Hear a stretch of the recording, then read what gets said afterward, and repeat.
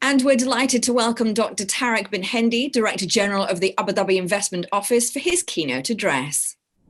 Hello, everyone, and welcome to the UAE-Israel Business Leader Summit 2020. It's an absolute privilege to be speaking to you today, and I hope that this is not the only Business Leader Summit that we have, and that we have this continually on an annual basis. I would like to thank you all for attending. I would also like to thank Gulf News and Haaretz, the marker, for making this happen and for bringing us all together in this summit. One thing that has stood out to me over the past few months, post the signing and announcement of the Abraham Accords, has been the level of curiosity that exists both between Israelis and Emiratis and the communities in both of our countries as to how it is that we take this relationship forward. Whether it be business leaders or people just looking to come and tour both of our countries, it's been an interesting and very dynamic conversation. And it's evolving already at such a fast pace that it's quite unique in the way that we're able to build something new for the first time together.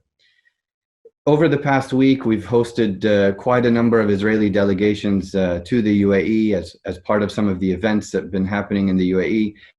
And it's been phenomenal from my perspective to be able to show our country to people that have never been here before, or to many people that have never been here before, I should say.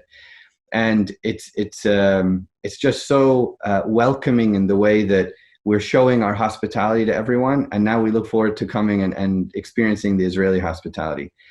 More than that, though, it's about looking at opportunity. How do we grow together? How do we build on the economic and social and political angles that exist between our countries?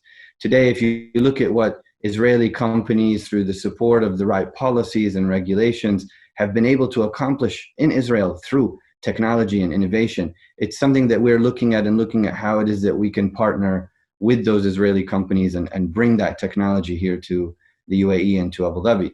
Equally, we've created some fantastic national champions in certain sectors that we would like to deploy that knowledge and technology into Israel. And this is what's so exciting about all the conversations that we're having today with our counterparts in Israel, as well as sometimes through our other partners around the world that are both conducting business in the UAE and in Israel that can now do it together with us. So these bilateral and trilateral arrangements are quite interesting in terms of how it is that we're taking this forward.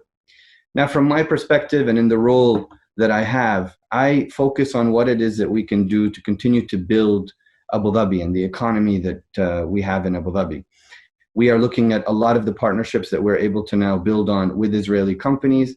My task is to make sure that I promote, I attract, and I facilitate the right business into Abu Dhabi, and that I'm able to help those businesses through financial and non-financial incentives be successful in the long run. Now, why are we doing this? Why have the Abraham Accords come to the fore? Why are we working so hard to make sure that we deliver on the promise and the hope of what these accords allow us? It's because of potential. It's because both of our nations were built on hope.